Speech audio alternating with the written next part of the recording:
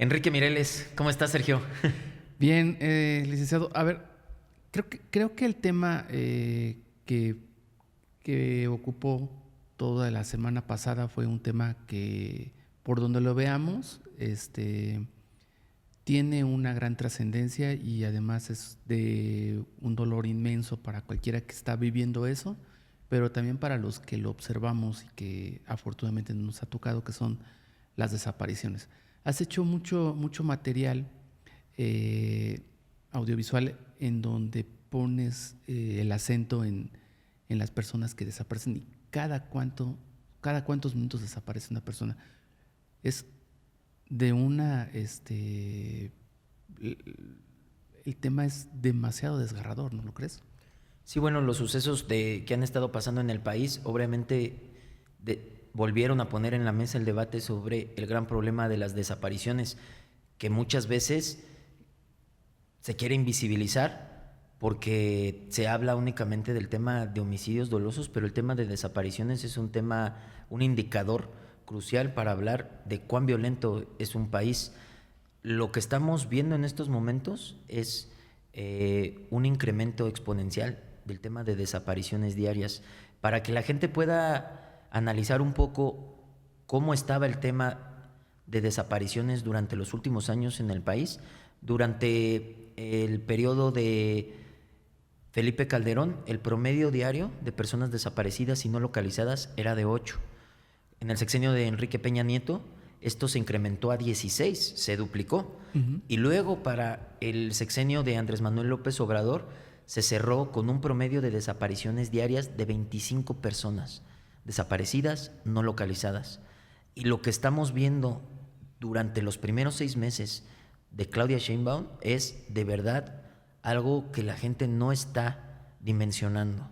El promedio de estos 6 meses ya es de 52 desapariciones diarias. Es decir, ya otra vez se duplicó respecto al sexenio anterior, que ya había tenido un incremento. Es decir, lejos de contener el tema de desapariciones, viene en una ola de incrementos que da miedo, de No, verdad da no. miedo. O sea, el conocer las cifras, también el tema también es cuando uno se pone a analizar cifras, pienso, y tú que eres un acucioso investigador de esto, es que las cifras se pueden ver desde distintas ópticas, ¿no? Pero lo que no se puede negar es, yo creo, el dolor que representa que una persona desaparezca por el mismo y simple hecho de desaparecer. Eso me parece terrible, porque ya cuando lo empezamos a partidizar, o sí, partidizar, en el sentido de que hubo menos con PAN, PRI, y luego, eso me parece sí del debate público y sí este, quien lo pueda enarbolar y pueda darle interpretación de cómo está la situación del país. Pero irnos a los casos, por ejemplo, el tema de Jalisco es indignante por donde lo veas. A mí lo que más me indigna de temas como el de Jalisco es que el debate está centrado en qué tan grave o no es lo que sucedió ahí, qué tan comparable o no es con otras tragedias en temas de desapariciones, en temas de masacres, en temas de seguridad que han sucedido en nuestro país. Creo que cuando el debate es ese, se vuelve obsoleto porque lo que nos debería de estar preocupando es qué se va a hacer de manera Sucedió. inmediata Ser, para evitar que eso que pasó se repita. Porque si te fijas, el debate público es lo que tú mencionas. ¿En qué gobiernos hubo cosas peores? Si es que podemos meter en esa bolsa de decir qué es peor y qué no es peor. Al final de cuentas estamos hablando de vidas humanas de seres que tienen humanos. el mismo valor y que no podemos contabilizar. Es igual de indignante que hayan muerto 3, 10, 43, 200, las que tú me digas. En el caso que tú me digas, es igual de indignante y a mí me preocupa que se quiera invisibilizar el tema de las desapariciones, porque después todo esto desemboca en lo que ya sabemos, ¿no? Fosas clandestinas, más homicidios dolosos, etcétera. Sí, el tema es quizá que el Estado nos ha fallado, o sea, y hablando como la figura del Estado, ¿no? O sea, independientemente del partido que lo haya gobernado, ha fallado. Y es una tragedia ver a las mujeres, a las mamás, buscando a sus esposos, a sus hijos, a sus nietos. Esa es una verdadera tragedia, por donde la veamos. O sea, lo que pasa es de que no sé, veo tus cápsulas y sí hay cosas que cuando uno quiere centrar el dedo y poner el dedo sobre alguna cosa en específico, creo que es el error, ¿no? Lo que tratan de justificar no es un campo de exterminio. Desaparecieron personas y las mataron ahí. Y además es una información que ya está confirmada por el mismo secretario de Seguridad.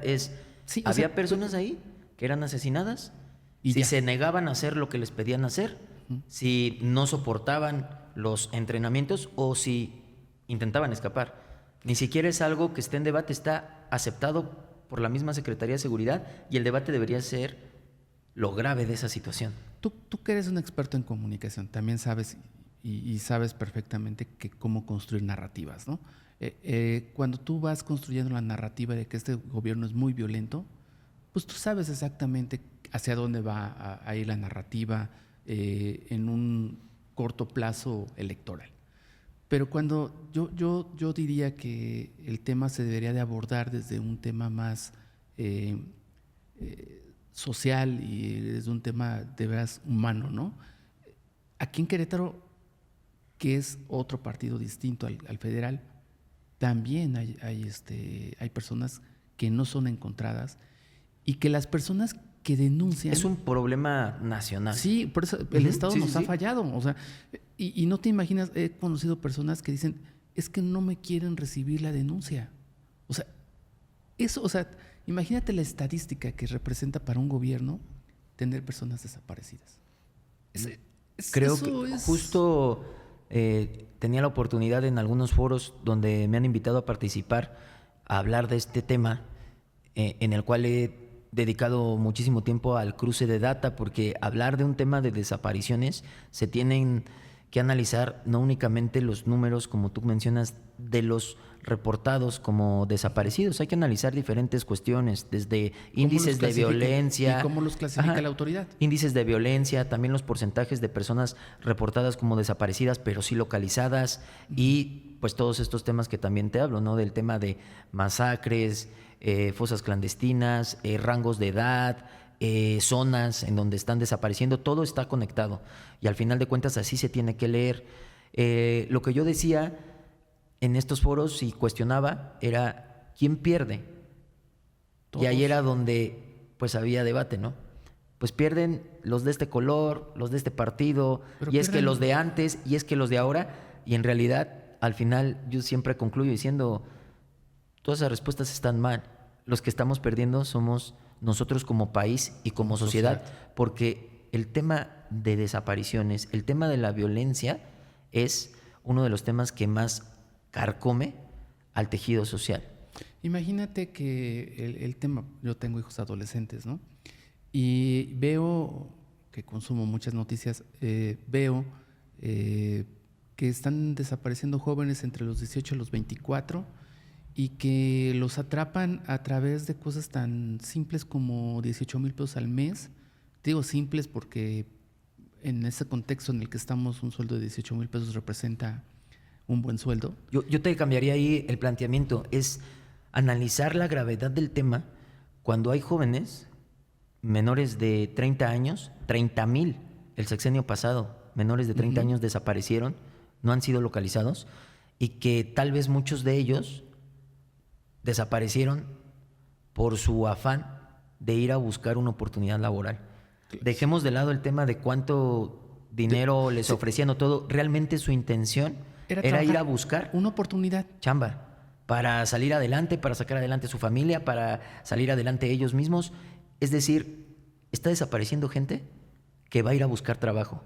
Una oportunidad Eso es en la vida, porque no hay, en gravísimo. este país no hay oportunidades. O sea, no es poniéndonos de un color a otro, no. En el país faltan oportunidades y eso es evidente. Tú puedes salir y platicar con los jóvenes y tienen salarios de una miseria y tienen trabajos de 8 horas y entonces cuando ellos salen de la universidad, ¿a qué aspiran? ¿no? Ese es un tema, es un gran Y tema. hablamos del sector que de alguna manera está Privilegiado privilegiado de tener acceso a educación universitaria, porque Exactamente. en ese rango de edad, como tú mencionas, de menores de 30 años, hay con estudios, sin estudios, con experiencia laboral, sin experiencia laboral, incluso con ya trabajos, pero buscando un mejor trabajo. O sea, ahora sí que Con 2 trabajos o 3 trabajos. buscar una nueva oportunidad. Y luego la tragedia también es cómo se ha romantizado el narco, ¿no? La cultura narco. Y entonces que con esta serie de las series televisivas, enarbolar personajes que tienen mucho dinero y poder, y entonces los jóvenes lo ven como una oportunidad. A mí lo que me preocupa mucho es que el debate se esté centrando en... ¿En dónde hubo más muertos? ¿En qué años? No, el debate se está centrando en quiénes son o quiénes pudieran ser los responsables. Ponle el nombre que quieras, el color que quieras, el partido que quieras, cuando el problema actual no se está atendiendo. Es decir, yo pongo este ejemplo y es cuando una persona se está desangrando, ¿sí? Lo primero que debe hacer es atender la herida, poner un torniquete para evitar que se desangre. Nadie que se está desangrando en ese momento empieza a buscar el culpable de quién fue el que dejó ese fierro mal puesto en la calle con el cual se lesionó y por el cual ahora se está desangrando. En el momento lo que se tiene que hacer es parar la hemorragia, atender la herida y después habrá tiempo para buscar a los culpables, porque no quiere decir que no nos interese saber el qué pasó, en qué momento esto se rompió, por qué, y si hay algún culpable, señalarlo. Pero el tema es que parece ser que la prioridad hoy es buscar quién tiene la culpa y no un remedio. Y las personas que están desapareciendo en México se están incrementando día con día. O sea, es un problema. También es una cuestión de visibilidad, licenciado. Creo, Exacto. Creo que el tema sí es, se reportaban a lo mejor en sexenios anteriores menos casos, pero hoy también ya es imposible y ya es muy complicado que no se sepan más cosas, ¿no? O sea, tenemos una gran capacidad de comunicar toda la sociedad. Con un teléfono grabas todo y con un teléfono haces una denuncia de una desaparición. Por eso se saben más cosas, ¿no? No, y además hay un tema, ¿eh? Cuando se analizan estas cosas, además de los datos oficiales, tienes que hacer... La cifra negra está horrible. Tienes que usar cruce de información. Tú lo sabes como periodista en estos casos, sobre todo en temas de violencia, tienes que buscar el cruce de data también, por ejemplo, en temas de desaparecidos, de los colectivos de buscadores y ver, sacar los proporcionales de las cifras oficiales, la cifra negra y también ver todo este tema de lo que se ha expuesto y ver si cuadran de alguna manera, porque hay números que no pueden estar, que pueden estar ahí como perdidos. Y cuando haces este cruce de data te das cuenta que el problema, tú bien lo dijiste, es más grave de lo que se ha querido decir que es. Y la gente se está dando cuenta. No, es terrible. O sea, por donde lo veas es terrible. Por donde tú, desde la óptica que tú lo observes, es terrible. Lo más vil también es que de esto se trata de sacar raja política. O sea, el analizar, es la competencia de ver quién fue más vil. O sea, mira, es que sí tenemos un problema, pero ese sí era más vil que nosotros. Por ejemplo, esta comparación que se ha dado en los últimos días entre Ayotzinapa y Teuchitlán, a mí me preguntan sobre esto y yo digo, está de más. Son dos casos que duelen de la misma manera, sean las personas que sean el número de víctimas que sean, duelen de la misma manera y están los mismos problemas que están pudriendo el tejido social, están involucrados en los dos. Estamos hablando de corrupción, de crimen organizado, temas de violencias, temas de corrupción, homicidios dolosos, de que etcétera. la autoridad no actúa, de que se tardan en reconocerlo. Intentar invisibilizar el problema. En dificultar a toda costa la posibilidad de una investigación, en luego sacar sus payasadas de conclusión de investigaciones en donde nadie tiene la culpa o el que tiene la culpa. Bueno, ya a un grado que me pareció muy grave, que ya incluso escenas del crimen donde se están llevando a cabo investigaciones, dejen entrar a cualquier persona para realización de contenido. Eso tú lo sabes como periodista. O sea, si una cosa es otra vez la narrativa. cuando termina la investigación, es una cosa, pero cuando se está llevando a cabo una investigación tan trascendente, tan dolorosa como la que se está llevando, que se abran puertas de par en par para una contaminación de escena donde... Eso es terrible. Eso está... Por donde lo veamos está mal. O sea, está fatal, ahí nadie gana, ¿eh? Todos pierden. Todos o sea, pierden, pero mira, el Estado tiene esa gran posibilidad. El Estado tiene la posibilidad de abrirte la puerta para que entres y cambies una narrativa que está pasando y que le beneficie, porque esos son los gobiernos. Los gobiernos son iguales, los políticos son iguales, son igual de viles. Militen en donde militen. Lo que les importa es la encuesta y cómo van. Eso, todos, ¿eh? O sea, te estoy hablando de Morena, del PAN y del que tú me digas. Pero el Estado también puede cerrar la puerta y decir, ahora ya no entras. Abrió la puerta porque le convenía y que vieran y que no era un campo de exterminio, porque querían fijar esa narrativa de que no era un campo de exterminio. Y que al final de cuentas, como te digo, se Lo le, que haya se le sido- ponga el nombre que haya sido, es terrible. Por donde lo veas. Y el debate debería estar centrado en por qué está sucediendo eso, cómo vamos a hacer que ya no suceda y qué se va a hacer de aquí en adelante para que no estemos hablando en años de otro caso similar. Fíjate que a mí algo que me parece muy, puedo decir, muy triste, es que hace pues un poco más de 10 años el caso de Ayotzinapa conmocionó a todo el país, porque fue algo que impactó de una manera brutal, y impactó tanto que derrumbó un sexenio, y eso no es un secreto. Y un poco de 10 años después sucede un caso que pareciera que ahora el dominio público lo hace ver como, pues claro que iba a pasar, pues vean lo que está pasando. O sea, a mí me sorprende el nivel de hipernormalización de las cosas en menos de 10 años. Porque eso para mí ya no es de un tema de un partido, eso es un tema de la sociedad. Pero también es la narrativa, ¿no? O sea, tratar de minimizarlo, tratar de invisibilizarlo. Eso tiene las cosas cuando ya no te causan ningún tipo de asombro, y que las cosas que normalmente te deberían de causar asombro, que deberían de causarte indignación, ya no te causan. y ya no te causan, se le conoce como un tema de hipernormalización. Y la violencia en México hoy, en todo el país, está hipernormalizada. En algunos lugares incluso, pues tú lo has visto, ¿no?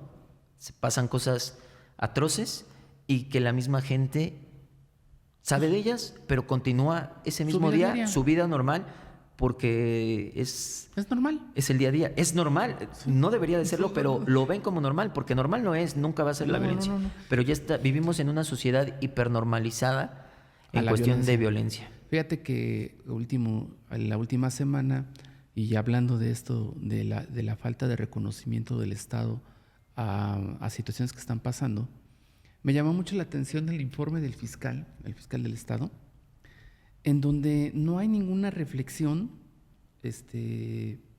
ni autocrítica, y mucho menos un diagnóstico de lo que está pasando.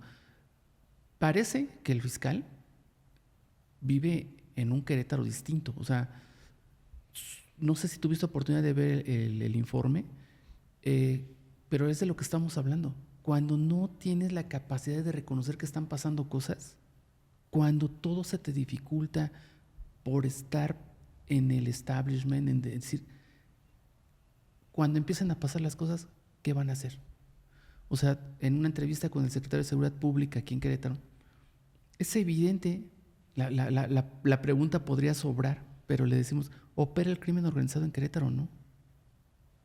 No contesta, sale huyendo. Eso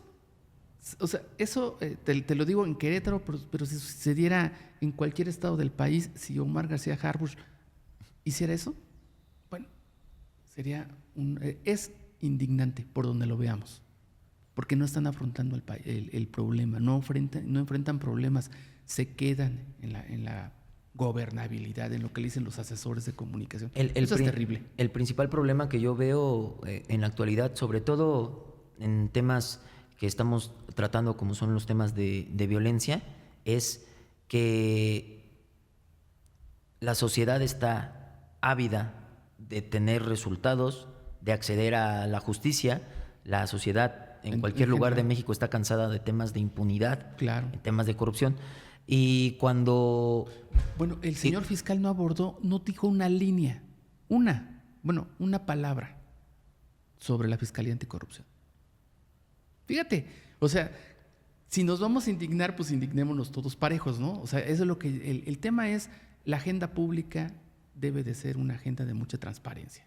Y si podemos criticar a unos, podemos criticar a otros y podemos sentarnos y hacer el diagnóstico. Pero cuando nos partidizamos y decimos, no, estos son los buenos, estos son los malos, qué forma de maniquear la verdad, ¿no? Lo que las autoridades y los gobiernos en la situación actual que se está viviendo de esta ola de violencia deben de entender es que el ciudadano no está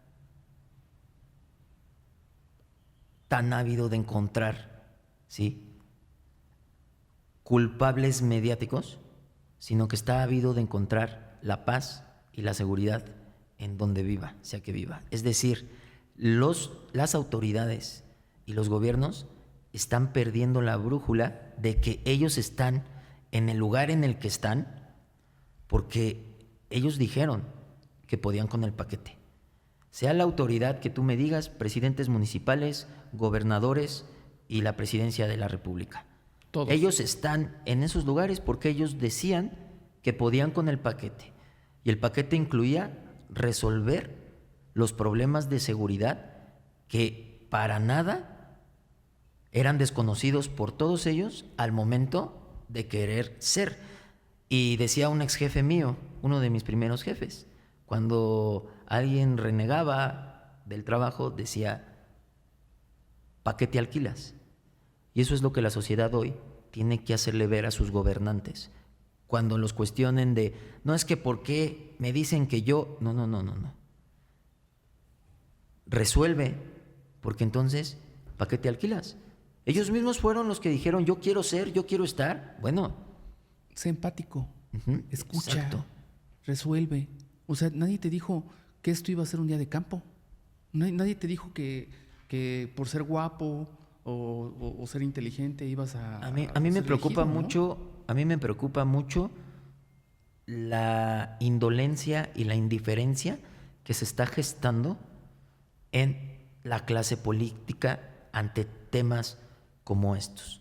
Y yo entiendo que todos tienen su ideología, todos tienen su partido y sé que cada uno tendrá sus agendas que impulsar, pero creo que hay temas en los que no puede ser. Te debes de indignar y no actuar. puede ser indiferente y no puede ser o no puedes hacer como que no está pasando nada. Hay temas claves y lo que está pasando en México es momento de frenarlo, porque ya vimos, lo que te comparto es analizando cómo viene esta ola de violencia. Lo único que estamos viendo es que cada sexenio viene peor. Y te estoy hablando de que en los sexenios estamos hablando que ya pasaron todos los colores que tú me digas. Pero la ola está creciendo y solamente se están preocupando de en qué momento la ola medía más. Y nadie está preocupado por frenar la ola ni por resguardar a los que están expensos a que la ola los pueda arrastrar, sino que están preocupados de en qué momento medía más la ola, por qué ahora mide menos, por qué ahora mide más y en qué momento. ¿Quién le va a parar? Él era peor. O sea, sí somos malos, pero él era peor, ¿no? Y que, ojo, nadie está diciendo que no se deban de buscar culpables ni que no se deba de analizar las causas. Claro que se tienen que hacer, pero como te digo, si te estás desangrando, Claro. Lo primero que debes de hacer es parar la hemorragia. O sea, es una cuestión de supervivencia. Y yo creo que en esto, en esta misma reflexión, deberíamos de abordar el tema que parecería una, que yo no considero que sea así, pero que una cosa menor comparado a lo que estamos hablando, que es una desaparición. Pero el tema de Cuauhtémoc Blanco refleja exactamente de qué están hechos los políticos. De cómo la cúpula partidista determina proteger desproteger, atacar y abstenerse, ¿no? Los dibuja de cuerpo entero a los políticos. La votación en donde los panistas, no creo, sinceramente, que por una gran convicción hayan decidido votar como votaron. O sea, ellos votaron para que no tuviera fuero el señor Blanco, acusado de violación. Sí, para que se rehiciera el dictamen en el que se analizaba que le quitaran el fuero. Ajá. No, ellos votan a favor de que se rehiciera quitarle el fuero, básicamente, ¿no? Junto con una de Morena, como la exdirigente Rufina. Que hay que decirlo, así como a veces se cuestiona, y yo mismo que soy crítico, muy crítico de eso. Tú eres brutal con los morenistas. Ahí yo veo un acto de valentía por parte de ella, de decir... Nada más que luego las narrativas de los partidos, ¿no? Pero yo creo que fíjate, la verdad que es un acto de verdad que ni siquiera se debe de aplaudir. Era lo que tenían que hacer. Exacto. A ver, en la medida también siempre yo he dicho que no hay que aplaudir de más cuando se hace la chamba. Ya, sí, lo hizo. porque pues se tienen que hacer. Y pues sí, también así como yo soy crítico, también reconozco que haya tenido primero la valentía de votar en contra de cómo votó la bancada, su bancada. Y segundo, pues sí, reconocerle, ¿por qué no?, que tuvo congruencia y más por ser género, diputada, por ser mujer y por que... Indignarse, eso indigna. Y porque ella pertenece a un movimiento en el que han señalado precisamente estas cuestiones y esta lucha como bandera. Entonces, yo creo que ella fue, si me dices qué hizo, pues ser congruente con ella misma. Porque ya ahí el debate está si fue congruente con su partido, ¿no? No, o sea, digo, ya el tema es que en sí es indignante lo que estaba pasando. Lo que pasó es indignante porque el señor tiene que presentarse ante la justicia. Faltarán pruebas o no faltarán pruebas o lo que sea, pero tiene que hay mucho desconocimiento, Sergio. Y aquí la gente sí debe de saber que el desaforar a un legislador no implica su culpabilidad, porque al desaforarlo, mucha gente puede entender que se le está prejuzgando, y yo vi incluso personas queriendo defender esta situación diciendo es que están violando la presunción de inocencia de Cuauhtémoc Blanco, y no se confundan ni confundan a la gente. Desaforar a una persona no es decidir su culpabilidad, es quitarle el fuero para que enfrente la justicia y ya dentro del juicio, en el juicio, ¿sí?, se verá si es culpable o inocente. Entonces, malosamente quisieron confundir a la gente diciendo... Pero es en todo lo que habíamos dicho. Exacto. O sea, pasa en el PRI, en el PAN y en todos lados. O sea, lo que pasa es de que ahorita las fuerzas políticas son distintas en el país y hay diferentes temas y hay diferentes agendas. O sea, no nos hagamos. Antes querían desaforar a los que eran muy corruptos, se habían robado el dinero y tampoco los desaforaban. A mí me parece indignante que siendo por primera vez la Cámara de Diputados Federal integrada por 251 mujeres, es decir, mayoría, se haya dado una votación que a luces de todos es proteccionista de Cuauhtémoc Blanco y sobre todo, además de la votación... Pero yo creo que hay que ir un poco más allá. Hay que ir un poco más allá del asunto. No es a Cuauhtémoc Blanco. Es un mensaje que están mandando de que cualquiera con poder puede salirse con la suya. O sea, el asunto no un mal es, de México. Es como el que organizó la corrida de toros aquí, el señor Niembro, Diego Niembro. Ya se le había avisado con 2 horas de anticipación que no podía hacer la corrida. Y por sus pistolas, y por su apellido, y por su linaje, abre las puertas, saca el primer toro y en chinga saca el segundo toro, porque el segundo toro ya no regresa a los boletos, las entradas de los boletos. Eso es indignante, junto con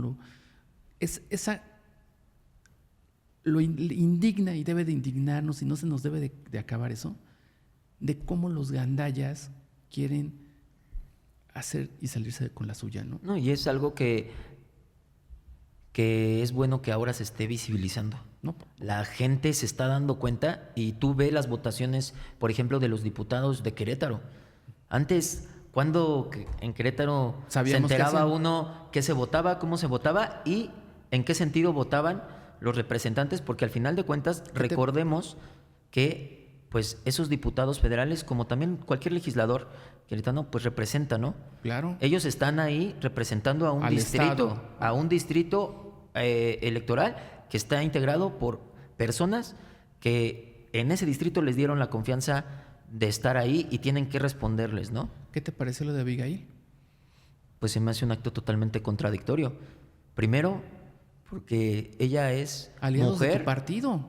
ella es mujer y además ella, hasta donde yo había visto, ella siempre había sido una defensora de las causas de las mujeres y una luchadora en contra de la violencia contra las mujeres.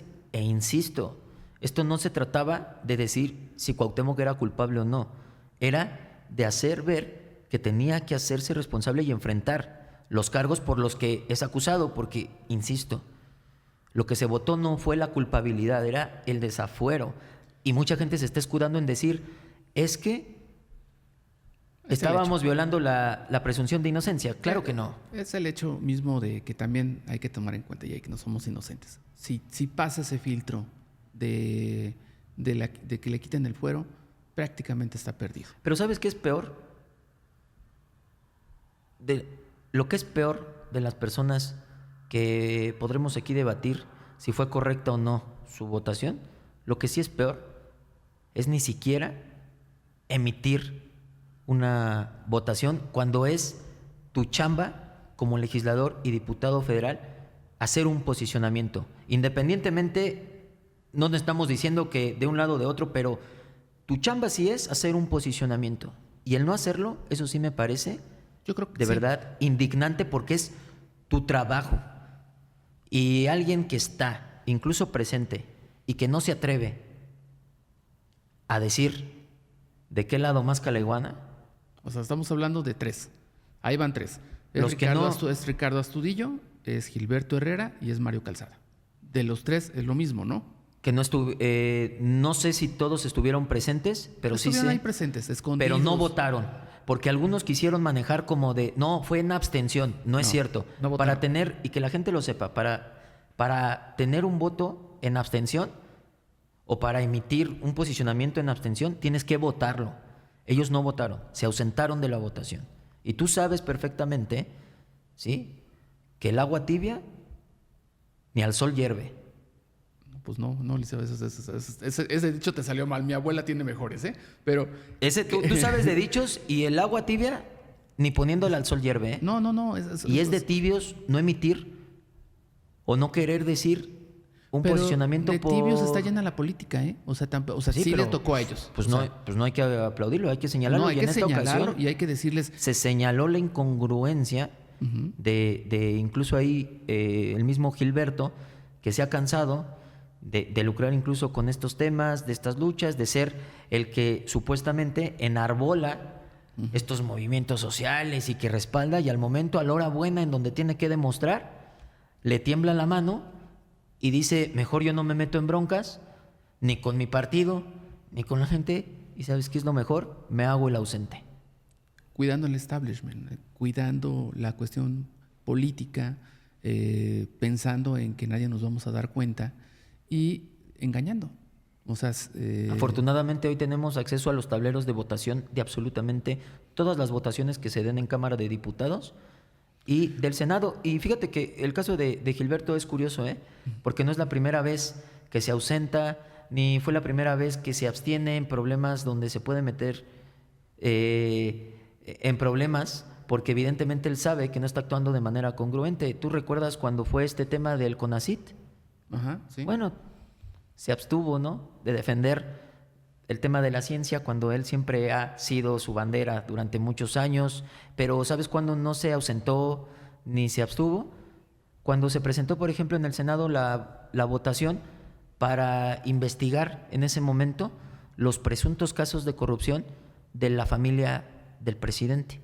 Y no estábamos diciendo que se votó si eran culpables o no, se votaba por investigar presuntos casos de corrupción, y ahí sí puedes tú buscar, están sus votos, ¿sí? Evitando que esas investigaciones se dieran a cabo. Entonces no hay una congruencia. A la hora buena siempre pasito de lado, pasito para atrás. O, si es para marchar, ahí sí vamos bien, ¿no? Ahí sí hay ganas, Mira, ahí sí hay fuerzas. imagina tú que eres un agrio crítico del señor senador, del señor de Gilberto, y luego te da esta. O sea, pues evidentemente. Es que no es pero que me dé a mí, más bien No, es no, o sea, desilusiona a gente. a Y ti, estoy, a ti ya te tenía desilusionado. sí, pero Tú ya está no desi- confiabas en él. No, yo no, Y porque tú- yo he seguido cómo ha ido su tema de legislador Por y eso, cómo ha ido votando y cómo ha sido incongruente, pero estoy seguro que esto decepcionó a mucha gente que confiaba, Yo que creo que confiaba no, en ¿eh? él. Yo creo que estamos tan acostumbrados en esa militancia de las personas en justificarle todo a todos, ¿no? Creo que sí es muy bueno que se visibilice, sí es muy bueno que se conozca, pero Y le ponga lo que le ponga, y conteste lo que conteste, no deja de ser incongruente. Agua tibia es y agua tibia se quedará. bien, licenciado, eres terrible. Nos estamos viendo. Gracias. Muchas gracias, Sergio.